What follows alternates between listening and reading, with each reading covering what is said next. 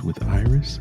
Here's your host, my loving wife, Iris. Hola, mi gente bonita. Hello, beautiful people, beautiful souls, beautiful individuals. Welcome back to Conversations with Iris, the little podcast that could, growing into something very little and growing into bigger things each and every day. This is the space where we sit down with extraordinary people who are doing powerful and just real life work that actually helps people show up better in their everyday lives. I mean, these conversations can make a difference. I'm telling you, I'm living proof of them. I hear them all the time, hearing the feedback of people that just tell me that they love waking up on Friday mornings, tuning in into a brand new episode and just hearing and feeling inspired. That just makes my heart just soar into like happiness. I love that. And today, let me tell you, this conversation right here, I feel like it's one who are for those that are holding it all together outside, but inside you're kind of like, okay, I'm tired of this, or can I really do this? Kind of like questioning yourself, scratching your head there. Because let's be real, life be lifing sometimes. Like it's tough out there. And I feel like today's conversation is about that little thing we like to call burnout, stress. And sometimes we just seem to have it all, but we don't. And something we don't talk about enough. What actually takes to feel calm without losing your edge, right? Ask yourself that. I'm going to say that one more time. What it actually takes to feel calm without losing your edge. Ask yourself that. So let me tell you about today's wonderful guest. Today, I'm joined by someone who's doing just incredibly grounded and impactful work out there in real life. Let me tell you, my guest today is Katharine Chestnut. She helps people who've been holding it all together for way too long and stop running on empty and start building calm and confidence in their real life. I love how her work blends that mindfulness, the breath work, and nervous system regulation. But don't get it twisted. This is not a fluff. It's just light a candle and relax for this type of conversation because we're going to get into the real stuff. And she is a real talk. The mental overload, the decision fatigue, emotional tension, and that constant go, go, go mode so many of us are stuck in. Like my husband likes to call me the lady that just runs on, Energizer bunny batteries, just go, go, go. But sometimes we need to take a moment and say, wait a minute, I need to figure this out. And what I love about most about our guest today is that she breaks it all down in a way that actually just makes sense and like practical, relatable, and something that we could use today. So without further ado, please help me welcome Bienvenidos, Katharine Chestnut. How are you, my dear? I am fabulous. Oh, I'm so glad that you're here joining me today. Have such a beautiful space to tell your story. I love it. Well, thank you so much for having me. I'm excited to see where we go on our little journey here. Absolutely. Let me ask you something because I want to start out fun and light.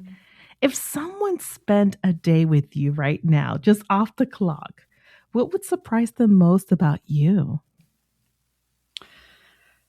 Uh, that I have two businesses and I take little slivers of moments during the day to breathe and pause and ground myself.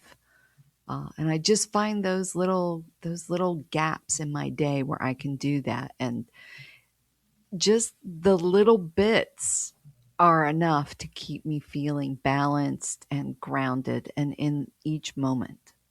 Mm, I love that. I love that because it lets our listeners know that we are all human over here, right? I love that because you're human. You're just a person like us, but you take a moment to just take it all in from your day and just say, okay, let me just take a moment to breathe it all in, which I love. I love that. And I'm sorry if you hear from my listeners, my doggies in the background. They just, any little noise you make, they go kind of crazy there. So I apologize. So, Catherine, I want to know Who is the lady behind all this beautiful work that you're doing out there? You are an author, you run two businesses, and what shaped the woman that you are today, the voice behind this beautiful work? Can you tell our listeners a little bit about you? Let's unpack all those wonderful layers. Well, I did share a little bit of my story with you previously, but I would say I've had my fair share of, we could say, bad things in my life. We could say heartache and that, but I've also had great things go on in my life. And it's interesting. People will say, "Oh, I'm so sorry that you went through that." And I'll be like, "No, I'm not sorry that I did that, because that experience allowed me to be where I am today. Every experience that I've had, good or bad or middle of the road, all contributed to who I am. And I like who I am. And I don't know that I would be doing the work that I'm doing right now if I hadn't had some of those experiences. I may have gotten here eventually, but most definitely those experiences shaped my journey and got me here. And I love that. And I feel like it's true because sometimes you have to go. It's unfortunate though. You don't probably realize when it's happening to you. Sometimes you have to go through certain things in your life that are hard, but it makes you the person that you are. And again, I love how you share that because it made you the person who you are now. It made Catherine who Catherine is, right? Which is what I love. And I want our listeners to know that. All of those things. I mean, growing up in a household where there was physical abuse, not to me, but to my mother, um, being raped when I was 16 by my stepfather, surviving cancer, marrying an emotionally abusive narcissist, all while, in my adult career, which spanned 30 years in corporate America. Work was my haven. Work was my safe place because that was the place that I could control things. I couldn't seem to control anything in my personal life, but I seemed to be able to control that. And at the same time, I also knew that I didn't have balance in my life and I had trauma and wounds that needed attention, which is how this work came into being, is putting more emphasis and focus on that. And I appreciate your vulnerability and being transparent on what you went through. After you experience those unfortunate situations that happened to you, as you mentioned, working, not working, I'm sorry, living in an unfortunate unstable environment when you were growing up, and of course marrying young, marrying a narcissist and all that stuff. What happened after that, and what did all those learning experience, what were you able to gather from that, or what shaped you from that? Well, some of the good things about my childhood, and there were plenty of good things, is that my mother went through a period, and she was kind of a hippie chick, but she, during the day, worked in corporate America too. So I witnessed someone balancing that searching and exploration for her own faith, because the church had turned its back on her. Wow. And so I was exposed to so many different belief systems and religions growing up. And so that made me more open to exploring. So when I got older and it was time for me to start doing my own searching, I was open and tolerant of different perspectives and beliefs and did a ton of reading. And I even went so far as going through and becoming a certified behavioral kinesiologist. And people were saying, you need to do this work. You need to do some healing work or care work. And I was a VP by that point, and I was doing all this other stuff on the side for me, and I could not see. I just couldn't see what that looked like, and so I just kept doing what I was doing until I reached a point where I was done with corporate America, tired of wearing a suit every day, and stepped back, started my own business, my first business. And then at some point, I was like, I want to start helping other people because I was going through the recovery process from my emotionally abusive marriage. And I was looking for more meditations and ways to heal myself. And I didn't find a lot. And that inspired me to become a meditation teacher because I wanted to create more meditations for people that were survivors. And then that came to, eventually I came back to my book, this idea that I'd had for 17 years about mindful journaling. And I was saying to myself, if I don't do this now, when am I going to do it? And so I wrote a book, which was a terrifying experience when you don't, Oh, it's, you did it. I did. I never thought That's of awesome. myself as a writer. And yet it was in me and it was important to come out. And at some point in there, the marketer in me kicked in and I said, well, I need a brand and I need all these things. And here I am today and doing so much more. And it's great. I get to do this every day. Mm, what a great feeling to do what you love to do, right? I just love that. Yeah, I love being able to help people. I love getting feedback from my listeners or from my coaching clients who will send me reviews saying, oh my gosh, that was exactly what I needed right now. Because everything that I do, every single meditation or course or book or what have you, is all based on my own experience and what did I need.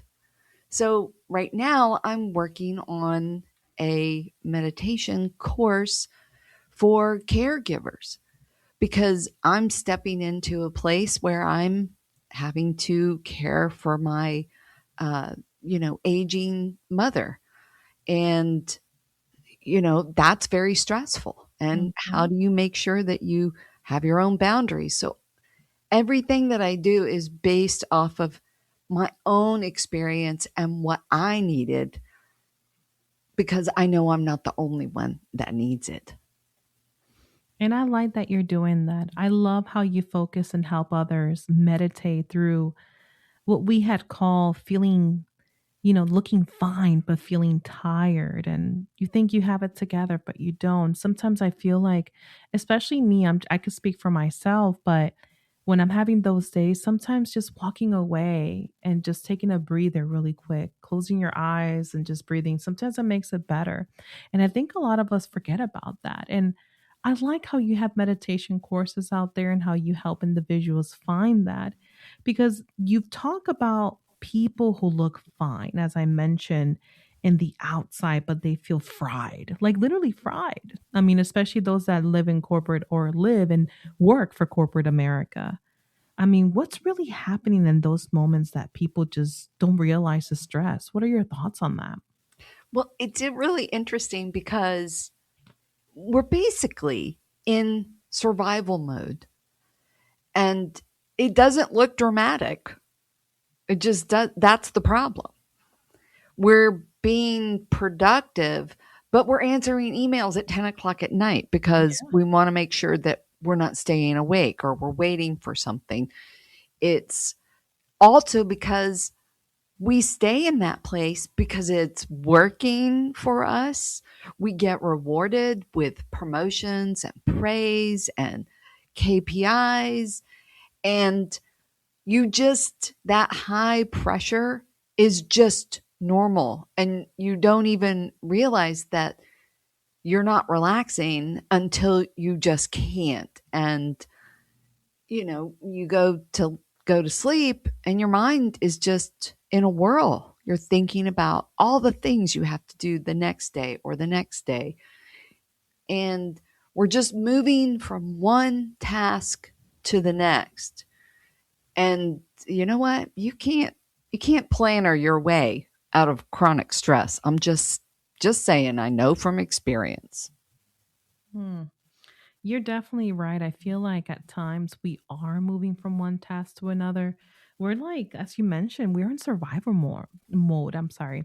And that is so true. I mean, I feel like so many of us wear that badge of honor, like, I got it. I'm good. Like, oh, yeah, I'm holding it together. But then again, we don't realize what is actually costing us that stress, right? You mentioned that. I mean, we're talking about that mental, emotional, and physical uh, that comes out of us. But then again, we're constantly saying that we're fine. I mean, what are your thoughts on that when it comes to having that emotional and physical stress on us, on our bodies? Well, it's interesting because smart people try to solve stress logically, right? And so we say, oh, well, I meditate twice a day and I go to yoga and I do, right? We're scheduling those things like they're a task. Mm. But the stress lives in our bodies. And until we address and integrate that care, it's like rearranging furniture in a burning house because we're just well, honestly, our brain prioritizes survival when we're in chronic stress. So think of that as our sympathetic, response. So fight, flight, or freeze. Okay.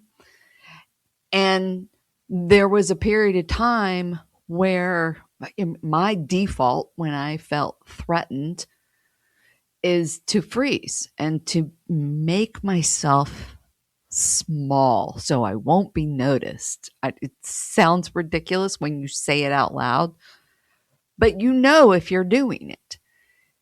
And taking a breath sometimes just feels like, oh, okay, that felt kind of good. Okay, now back to freezing. Going back at it, right?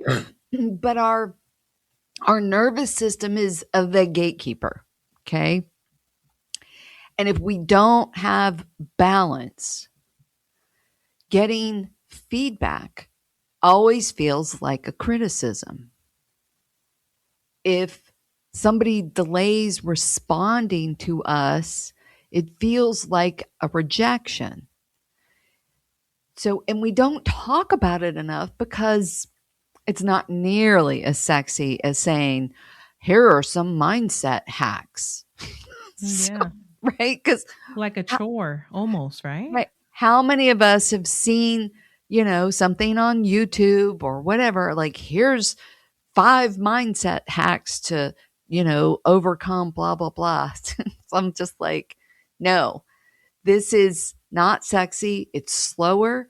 It requires that you feel, and a lot of us don't want to because that doesn't feel safe. But once you understand that to get that balance means you need to feel safe in your body, and feeling safe in your body requires that you do the little things to signal to your body that you are safe. Hmm. Do you think it's about being more disciplined, Catherine? Like for us to be more disciplined, but then again, if we're disciplined, doesn't that make it feel like it's a chore at that point? Yes, absolutely. If we're saying, oh, I'm not disciplined enough, or I just need to, schedule this, or what, no, it's not that. And if you're not feeling right, so like how many of us will start meditating or doing yoga or whatever, and we'll do it for a week or a month or what have you, and then we just quit because we don't feel, oh, it's not a big change. But it's not going to come like that. It's not going to be a big change. It's going to be small changes, but being consistent and integrating. That's the piece. Because most of us are taught, okay, here's a technique. Here's a breathwork technique. Try this. Here's a guided meditation. Try this. And we're told, here, go meditate for 10 minutes a day, or you have to journal for an hour, or nobody explains why you need to build this gradually. And it fails when it becomes just another thing that I have to get right. And it's squishier. Mhm. Mindfulness is it's not like work, which is super left brain and super logical, but it's squishy. So Mm. we have to we have to welcome that kind of, it's a soft part. It's, what do I want to say? There are soft goals and there are hard goals. And most of the time, especially in business or corporate America, it's all about, very logical goals, Mm. financials and numbers and things like that. But it's the soft ones that are about mindfulness. And at Mm. some point, it will catch up and you'll feel like, oh gosh, I got there, or Mm. I'm part of the way there. And you mentioned something very interesting, Catherine, that I want to emphasize on consistency. That's huge. Consistency, we need to integrate that into our everyday being. For those that are listening to us, listeners that you came from corporate America, so you know how stressful it could be, or we may have listeners that are business owners or whatever you're going through right now. Whatever they're going through on their daily basis, let's say they're handling a difficult task or stressed out. What are those simple steps or skills that you recommend that they take a quick moment to realize, hey, let me take a breath here? But what does that look like when you are in the midst of trying to put out a fire and so forth? What would be the key things that they could do now at willpower? Well, I'm going to say don't wait till there's a crisis first. Just don't wait till there's a crisis to start doing the little things that can help you. I would say, one, pause. Just pause before you respond to an email that might be annoying you. Pause before you say yes to somebody. Just a breath.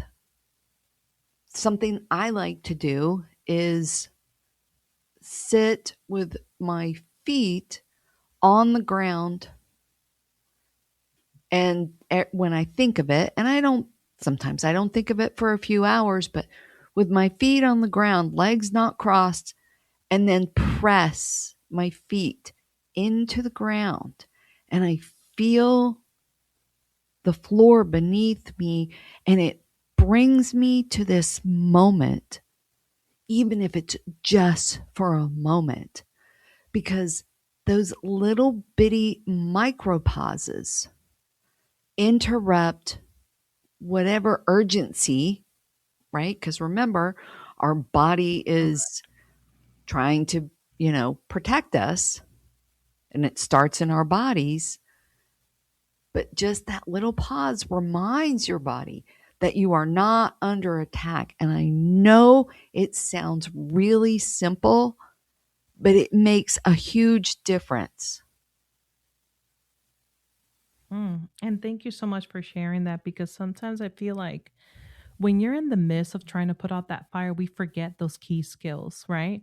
We forget to kind of take a moment and just, we wait too, like you mentioned, we wait too far along, that we're just stressed out at that point where we should have addressed it sooner, right?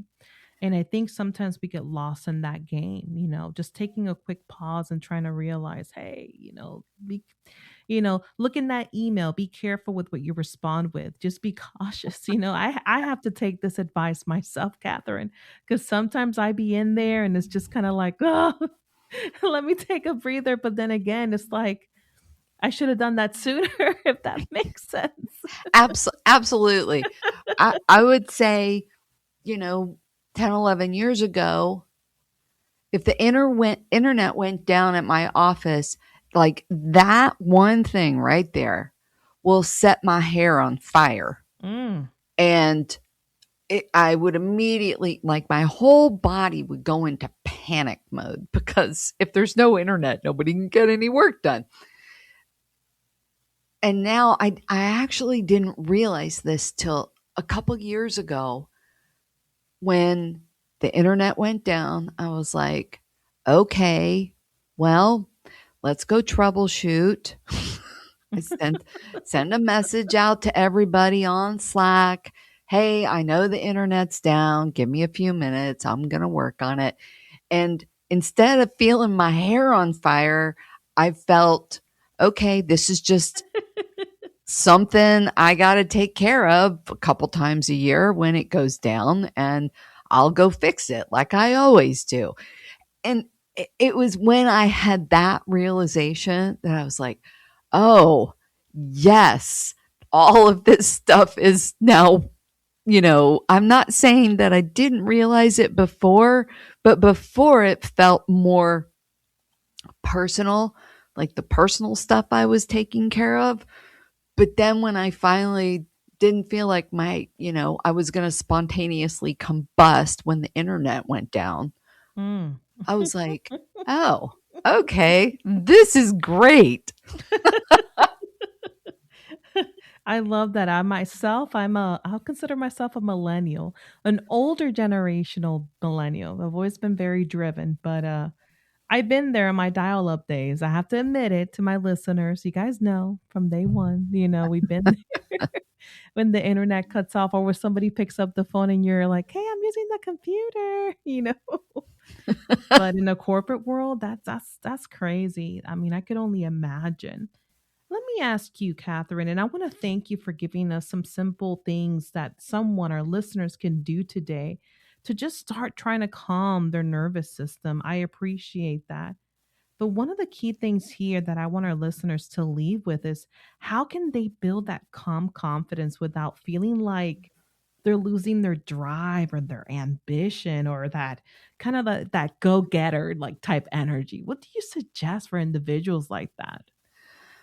Well, first off, I'm going to tell you, I still have two businesses. I have two businesses, and I feel like I'm a high achiever, and a lot of people feel like if I relax a little bit, right? If I take a breath, Yeah. I'm going to lose my edge. And what happens is actually the opposite, because we're not leaking energy through our anxiety or the internal chaos that we have going on all the time, or the spinning in our minds. So it gives us the ability to be more clear and more Yeah. decisive and more creative. It doesn't dull our ambition, it refines it. So we're not proving, we're not feeling like we have to prove ourselves anymore. We start being more discerning and choosing. And it's a completely different level of our power, and much more powerful than where we were before, because honestly, there was probably some fear in there, and fear is fear is going to drain your power. Mm, that is so true. That is very true. And I'm a firm believer too. You brought that up a little bit here, or I'll put it in my own words, how I feel like when you get up every morning, you make the most out of your day. The first thing you do in your morning, you make the most out of that day. How are you going to wake up? Are you going to wake up happy? Are you going to feel sad? Are you going to feel uncertain? I feel like you have the power as a person to make your day better, if that makes sense. I mean, what are your thoughts on that? Like, you wake up with that amount of energy. You have the power, the control over that, I feel like. Absolutely. I used to, when my daughter was a teenager, she would be like, I'm so frustrated or annoyed, and I'd be like, well, that is your choice, which of course just did not go over well. Mm. I'd be like, Teenagers are always frustrated. Come on now. yes, exactly. Um, it's interesting. My mom used to say to me, and I didn't get it till I was older, and especially when I had a, teenager.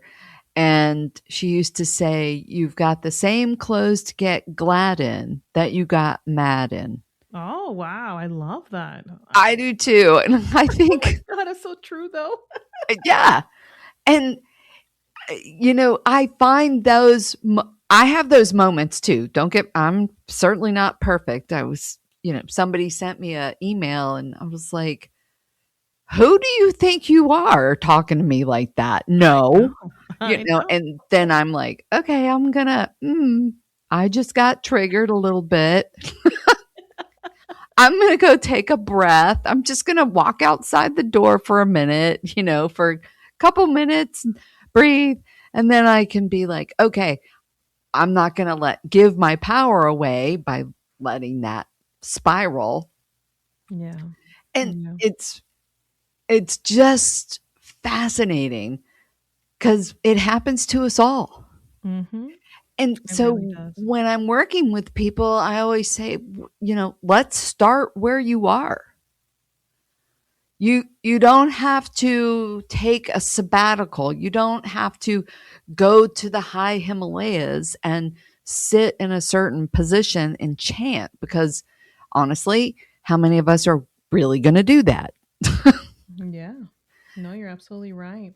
But getting up in the morning and choosing to breathe, and if you can, take a take a deep breath and stretch and feel your body. And that's a great place to start. I love that. I love that you mentioned that, because I feel like a lot of listeners need to like really hone in on that, because as you mentioned, as you spoke about it, I mentioned it, we are talking about it. You have the power to change your day. You really do. As soon as you get up in the morning, I love how you mentioned, Catherine, get up, feel your body, stretch, take it all in. If you're going to start your day like what, frustrated, it's going to be frustrated. Sorry to tell you. Make sure that is a fun and fulfilled one and positive one. And I feel like we get lost on that game a little bit, especially us older women going through all the crazy things we go to, menopause and all that stuff. So I think that gets lost in the game too. It can, if you choose to let it. No, you're absolutely right. You're absolutely right. For me, the thing that's, to me, what defines mindfulness is not being in a state of Zen all the time, because guess what? That ain't going to happen. Yeah. It's being aware and pausing, and that moment, that pause, that little micro moment where we have energy that's flowing out, and we pause and we take a moment and we turn that energy in and we feel. And it's those little micro moments of return that build to create the calm that is more powerful, that comes from within. Thank you for that. Let me ask you something, Catherine. If our listeners could take away one thing, what is the one thing that you want someone listening right now to take away who's overwhelmed, tired, but they're still pushing through? What do you want them to hear? What's that little takeaway message from our conversation today? Take a breath. One simple, deep breath, and check in with your body. You're not trying to fix anything. Just breathe and observe. That's it. You don't have to do anything else. Just start there. Because our breath is magical and can do so much for us. Thank you so much. Now, Catherine, I just wanted to thank you again as we transition to a closure. I feel like this has been such a needed conversation. I mean, I think this conversation will resonate with a lot of individuals out there, as I mentioned, business owners, working in corporate, whatever you're actually going through right now. But Catherine, can you let our listeners know where they could connect with you? Because as you mentioned, you currently have a lot of meditation courses out there. You're working on some right now for caregivers. And in addition to that, I have to bribe you because you have some great books out there. You got books like Inner Affirmations, I mean, which really helps people just reconnect with themselves. And you have Inner Affirmations, I mean, or I'm sorry, Inner Affirmations Inspirations, which gives you a real daily prompts to actually do the work. So you have a couple books out there, but where can they find you? So I do have a website, but all of my meditations are on Insight Timer, which is the largest free meditation app that's out there. I also host live sessions. I'm actually doing one this Friday, a visualization session free on Friday. I do mindful journaling sessions and breathwork sessions. I also have all my meditations on YouTube, and I do a weekly live YouTube. So Oh, I focus my attention in the areas where I can connect with the most people. thank you so much for sharing with that. And what else do you have stored? Are you working on another book? I am. Oh, let's talk about that. When do we expect that? And what is that going to be? Is it going to be a little bit different? Because I'm telling you, I got a little bit of a taste of your books because I love how one helps you connect with yourself and like one that actually helps you with those daily prompts. What is this one going to be like? We didn't talk about this, but yes, I am working on a new book.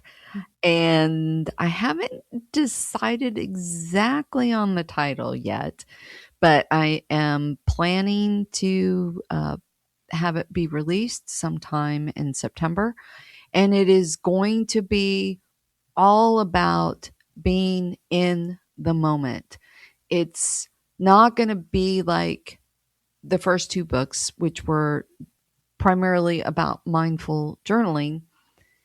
But this one is going to be about walking you through how to be in the moment and why you want to be in the moment. And my goal is also to have exercises at the end of each chapter to help people integrate this very powerful tool that we all have at our fingertips. So I'm very excited and thank you for asking. Oh, you're welcome. And that's what we're here for because we want to continue to follow your journey because your journey matters, your story matters. I mean, Catherine, you just reminded us to just take a quick moment and just take a deep breath. I mean, that message and that takeaway alone is just beautiful. And I want to thank you with that. I want to thank you again for choosing my platform to tell your story. And I just want to thank you overall for just being here with us. I truly appreciate it. I'm glad to be here. Very glad to be here, Iris. Oh, and to everyone listening, you are so welcome. If this episode hit you a little bit different, that's because it was meant to.